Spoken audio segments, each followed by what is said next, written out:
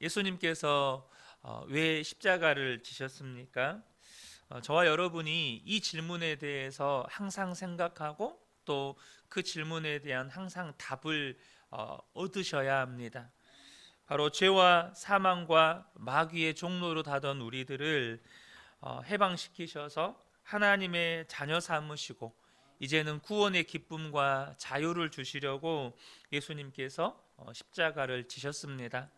그러므로 저와 여러분이 예수님의 십자가를 생각할 때마다, 예수님의 십자가를 바라볼 때마다, 그래 내가 하나님의 자녀가 되었지, 나에게는 하나님이 주신 구원의 기쁨과 자유가 있지, 이것을 생각하셔야 하고, 또 생각에만 머무르시면 안 되고 그것이 여러분의 삶에서 실제 누려지셔야 합니다.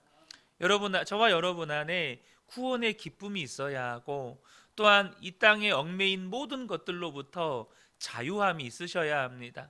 또한 마음의 평강이 있으셔야 합니다. 그것이 다 어디로부터 우리에게 부어지는 것입니까? 바로 십자가를 통해서 우리에게 부어지는 것입니다. 그 구원의 기쁨을 누리는 사람의 표현을 오늘 이 시편 118편 기자의 고백으로 바꾸어 보면, 하나님이 내 편이시다, 하나님이 나의 하나님이시다 라고 고백하는 것입니다. 우리가 방금 읽었던 28절, 우리 시편 118편 28절 보면, 주는 나의 하나님이시라 내가 주께 감사하리이다, 주는 나의 하나님이시니라 내가 주를 높이리이다. 여러분, 이건 구원의 기쁨을 누리는 사람들의 입에서 나오는 고백입니다. 하나님, 당신은 나의 하나님이십니다. 하나님, 주님은 나의 주님이십니다. 구원의 기쁨 가운데 올려지는 고백이죠. 우리가 예수님을 믿었다면 반드시 우리 안에 하나님이 나의 하나님이시고 또 하나님이 내 편이시다라는 이 고백이 있으셔야 한다는 겁니다. 문제는 많은 성도들이 하나님이 나의 하나님이시고 또 하나님이 내 편이시다라는 고백을 잘 못한다는 거예요. 첫 번째 이유는 하나님을 인격적으로 만난 경험이 없거나, 아니면 하나님을 인격적으로 만났다 할지라도 그 기억이 너무 오래전 과거의 일인 거예요. 또 한 가지는 하나님이 내 편이시라는 것을 우리는 자꾸만 상황이나 처지나 형편을 통해서 확인하려고 해요. 여러분, 십자가를 통해서 확인하셔야 합니다. 하나님이 나의 하나님이신 것, 하나님이 내 편이신 것, 언제나 십자가를 통해서 확인하셔야 한다는 거예요. 바로 십자가와 내 속에 계시는 예수 그리스도, 바로 성령님으로 인하여서 하나님이 내 편이시다라고 우리는 고백할 수 있는 거예요. 그러나 우리가 무엇보다도 중요한 것은 하나님이 내 편이시다라는 이 고백 속에는 자기 중심적인 신앙의 함정이 있다는 거예요. 언제나 내가 원하는 것을 들어주셔야 하고, 내가 원하는 것을 이루어 주셔야 하고, 내가 원하는 일은 다 잘 되어야 하고, 그런 것들을 통해서 하나님이 내 편이시라는 것을 확인하려고 하다 보면 자기 중심적인 신앙에 빠질 위험성이 매우 크다는 겁니다. 그래서 하나님이 내 편이시다라고 고백할 수 있는 사람은 어떤 사람입니까? 철저하게 하나님 편에 서는 사람입니다. 철저하게 하나님을 나에게 끌어들이는 사람이 아니라 내가 하나님께로 나아가는 사람이에요. 내가 하나님 앞에 엎드리는 사람입니다. 우리가 주일에 불렀던 찬양처럼 내 모든 왕관을 주님 발 앞에 내려놓고 주님께 나아가는 사람, 그 사람만이 하나님이 내 편이시다라고 고백할 수 있는 거죠. 그래서 오늘 시편 기자를 보면 그 시편 기자는 언제나 영광을 주님께만 돌렸고, 심지어 죽고 사는 것보다 중요한 것이 주님이 하신 일을 증거하는 것이었습니다. 철저하게 하나님 중심이었다는 거죠. 17절과 18절 보면 내가 죽지 않고 살아서 주께서 하신 일을 선포하겠다. 그는 죽고 사는 것보다 중요한 것이 하나님이 하시는 일을 선포하는 것이었습니다. 주께서는 엄히 징계하셔도 나를 죽게 버려두지는 않으신다. 여러분 안에 있는 두려움은 무엇입니까? 많은 분들이 건강하지 못하고 경제적인 어려움이 닥치고 내가 원하지 않는 것이 내 삶 가운데 일어나고, 심지어 내 눈앞에 죽음이 다가올 때 그런 것들을 두려워합니다. 그러나 여러분, 진짜를 보실 수 있으셔야 합니다. 우리가 하나님 앞에 섰을 때 우리가 주님을 위해서 한 것이 아무것도 없어요. 주님 앞에 섰는데 내 삶을 되돌아보니까 주를 위해 내 삶에 드린 것들이 없는 거예요. 여러분, 이것이 가장 두려운 일인 것입니다. 그래서 저와 여러분의 삶에 나의 삶을 통해서 주님이 하신 일이 드러난 것이 없다면 그게 두려운 일인 거죠. 시편 기자에게 있어서 주님을 증거하는 것 외에 다른 생각이 없었습니다. 철저하게 하나님 중심이었다는 거죠. 또 오늘 본문에 보면 시편 기자에게서 찾아볼 수 있는 게 예배의 기쁨입니다. 여러분, 십자가를 통해서 예수님을 만난 사람, 십자가를 통해서 예수님을 바라보는 사람에게서 나타나는 중요한 열매가 예배의 기쁨이에요. 19절과 20절 보면 구원의 문들을 열어라. 내가 그 문들로 들어가서 주님께 감사를 드리겠다. 이것이 주님의 문이다. 의인들이 그리로 들어갈 것이다. 이것은 지금 예배의 찬송입니다. 시편 기자가 지금 예배를 통해서 하나님을 만나고 있는 거예요. 구원의 문을 열고 들어가서 하나님 보좌에서 하나님께 감사를 드려요. 예배 때마다 하나님을 만나는 거죠. 여러분, 우리에게도 하나님께서 똑같은 약속을 주셨습니다. 다시 말하면 우리도 똑같은 은혜를 누릴 수 있다는 거예요. 마태복음 18장 20절에 보면 두세 사람이 내 이름으로 모인 곳에 나도 그들 중에 있느니라 라고 말씀하셨습니다. 지금 이곳에 주님이 함께 계십니다. 또한 주님은 우리를 만나 주시겠다고 약속하셨어요. 그렇다면 우리는 예배 때마다 찬송을 통해서, 말씀을 통해서, 기도를 통해서 주님을 만나는 거예요. 우리는 발표회나 강연을 들으러 온 거 아니고요, 영화나 연극 보러 온 것도 아닙니다. 도대체 우리를 모이게 하고 함께 찬송하게 하고 기도하게 하고 말씀에 귀를 기울이게 하시는 분이 누구십니까? 여러분, 목사가 그렇게 하는 겁니까? 절대 그렇지 않습니다. 십자가에 달리신 예수 그리스도, 지금은 우리와 함께 계시는 예수 그리스도, 그분이 우리 안에서 역사하시기 때문에 우리가 함께 모여서 찬양하고 예배하고 기도하는 거예요. 우리는, 적어도 예수 믿는 우리는 눈에 보이는 것이 전부가 아니라는 것을 아는 사람들입니다. 주님이 우리 안에서 역사하시는 거예요. 주님이 역사하신다는 것이, 주님의 역사가 없으면 사실 예배라고 하는 건 설명이 안 되는 겁니다. 더 중요한 건 예배 때마다 주님이 우리를 만나 주시겠다고 약속하셨다는 거예요. 그러므로 저와 여러분이 예배할 때마다, 찬양할 때마다, 말씀을 듣고 기도를 할 때마다 여러분, 주님을 바라보는 눈이 뜨셔야 합니다. 예배를 드릴 때마다 주님을 만나게 되면 저와 여러분의 삶의 현장으로 나아가는 것이 기대가 됩니다. 왜냐하면 나에게는 새 힘이 있거든요. 나에게는 지금 새 은혜가 있거든요. 여러분, 우리가요, 많은 분들이 돈을 벌잖아요. 그럼 돈을 벌 때 기대하는 게 있지 않습니까? 내가 이 돈을 벌었으니까 이번 달에는 이것도 사고 싶고, 아이들 이것도 사 입히고 싶고, 또 이것도 사 먹이고 싶고. 여러분, 그러잖아요. 돈을 벌었으면 그것을 통해서 사랑하는 가족들이 됐든 누군가가 됐든 누군가를 위해서 그것을 사용하면서 함께 누리고픈 마음이 있잖아요. 여러분, 돈을 벌어도 우리 마음 가운데 그런 기대감이 있는데, 예배를 통해서 살아계신 하나님을 만나고 살아계신 하나님이 내 안에서 역사하심으로 말미암아 내게 새 힘이 부어졌어요. 새 은혜가 부어졌어요. 그렇다면 저와 여러분의 삶의 현장에서 이 은혜를 나의 가정에서, 나의 일터에서 이렇게 사용해 봐야지. 여러분, 우리 안에 이 기대가 있어야 마땅한 겁니다.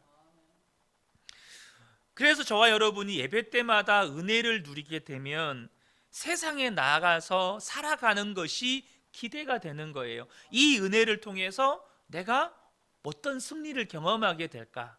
이 은혜를 통해서 내가 어떤 또 하나님의 역사를 경험하게 될까? 더욱 놀랍고 감사한 것은 하나님께서 우리가 약하고 능력이 없고 미련하다고 해서 세상처럼 외면하시는 분이 아니라는 겁니다. 여러분, 하나님이 내 편이시라고 하는 이 담대한 믿음이 있는 사람들은 세상 사람들로부터 인정받지 못해도 별로 상관이 없어요. 별로 개의치 않습니다.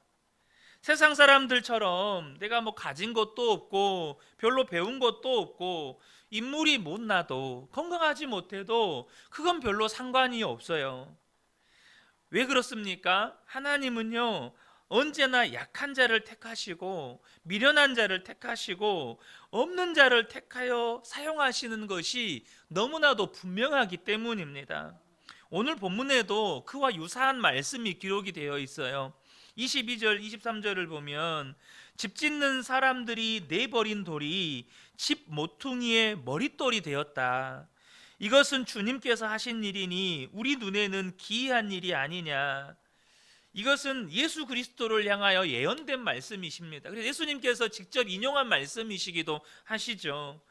집 짓는 사람들이 쓸모없다고 버린 돌이 집 모퉁이의 머릿돌이 되었다는 거예요. 예수님께서 하셨던 그 말씀이 예수님께도 그대로 이루어졌고, 또한 그 예수님을 마음 가운데 모시고 사는 우리들에게도 그대로 적용이 되는 거예요.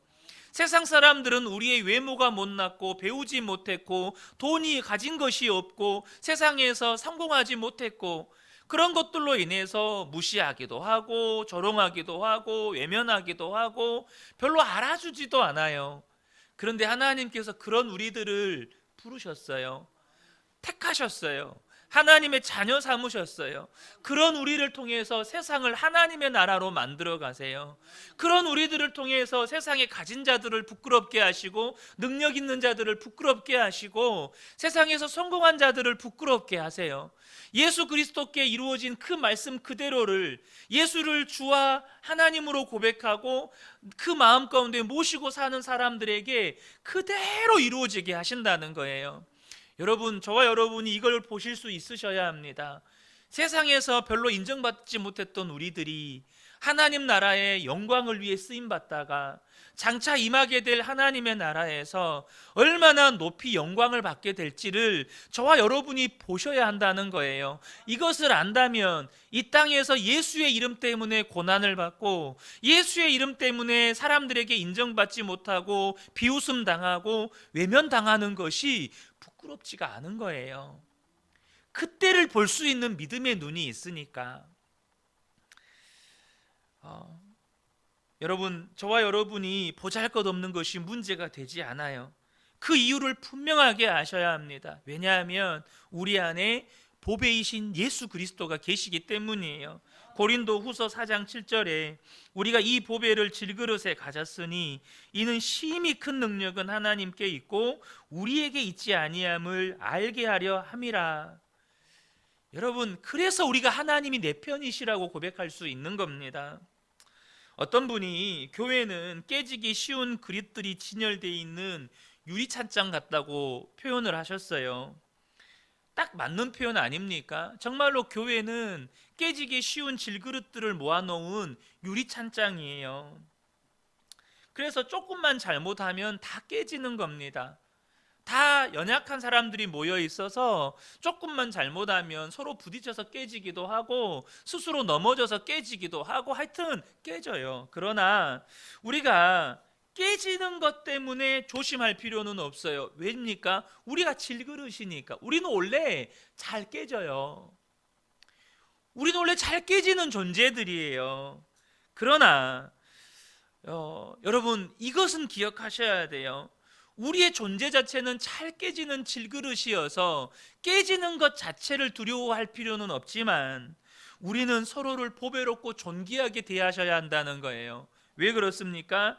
나는 질그릇이지만 내 안에는 보배이신 예수 그리스도가 있기 때문이에요.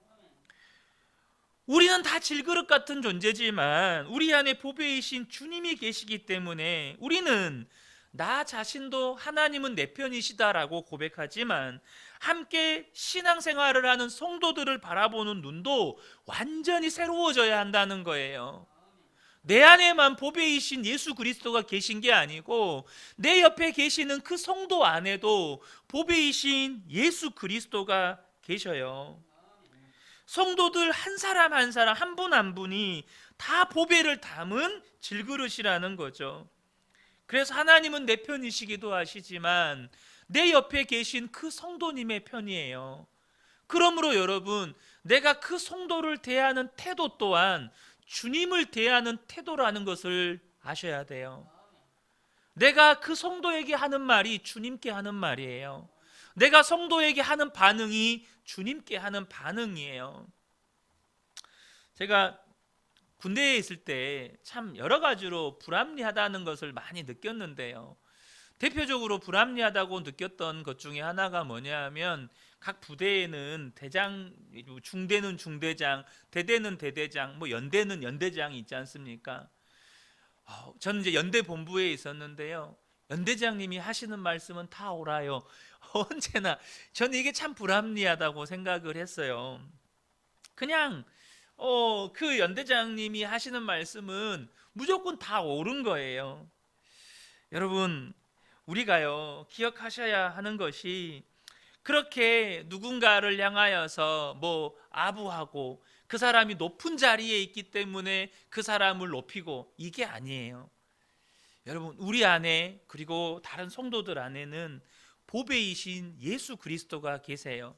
그걸 알기 때문에 우리가 서로를, 심지어 어린아이조차, 교회 안에 있는 아주 작은 어린아이조차 존귀하게 대하는 거예요. 저 아이 안에도 보배이신 예수 그리스도가 계시지. 이거를 알기 때문에 교회 안에 있는 모든 분들이 보배롭고 존귀한 것입니다. 그래서 26절에 시편 기자가 이런 고백을 합니다. 주님의 이름으로 오는 이에게는 복이 있다. 주님의 집에서 우리가 너희를 축복하였다. 주님의 이름으로 오는 자는 다 복이 있다는 거예요.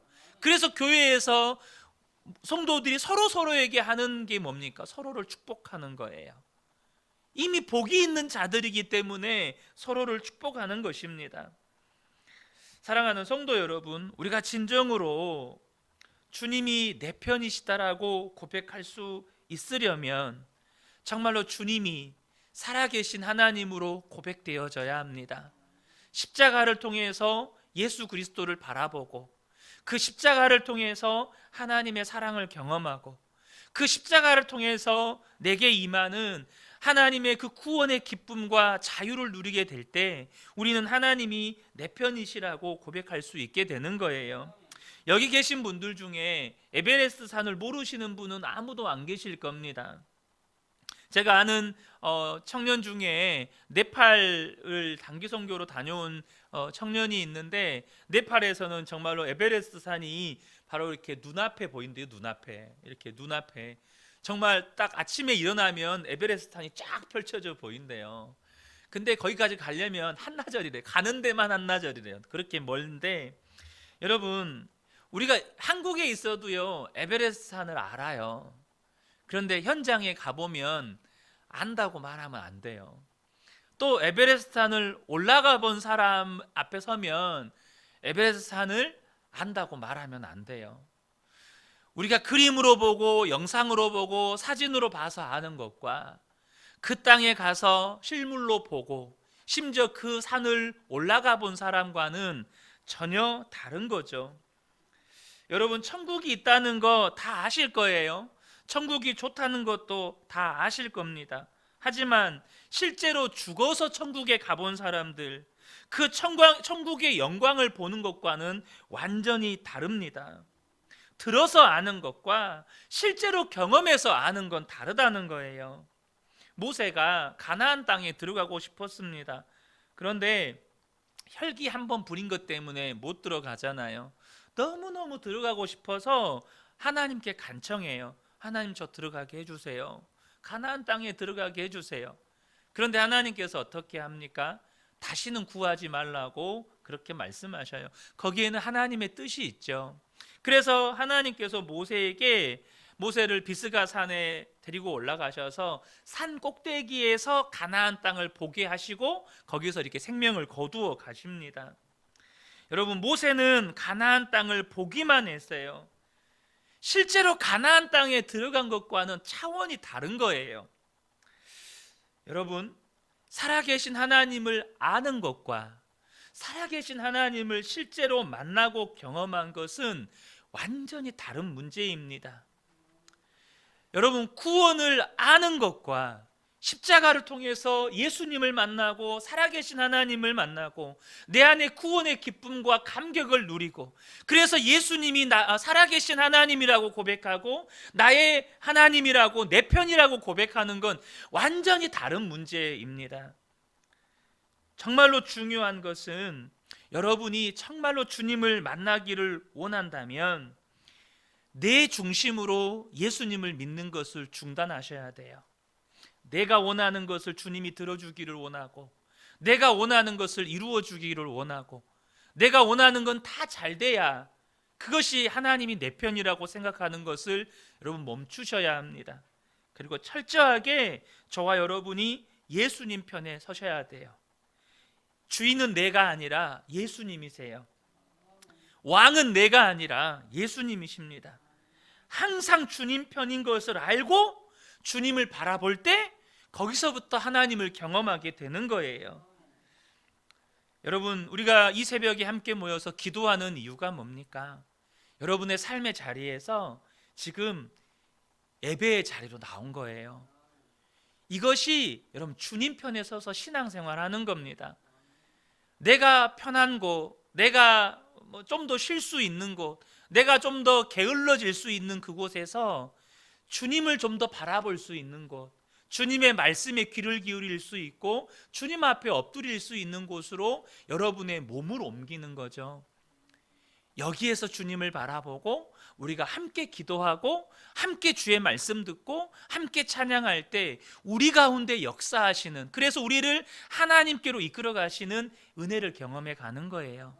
저는 우리 모든 성도님들의 삶에 이제는 저와 여러분이 하나님 편에 서서 하나님이 일하심을 경험하고 하나님이 내 편이신 것을 이제는 진정으로 경험하게 되어서 고백하게 되시는 우리 모든 분들 되시기를 예수님의 이름으로 축복합니다. 아멘.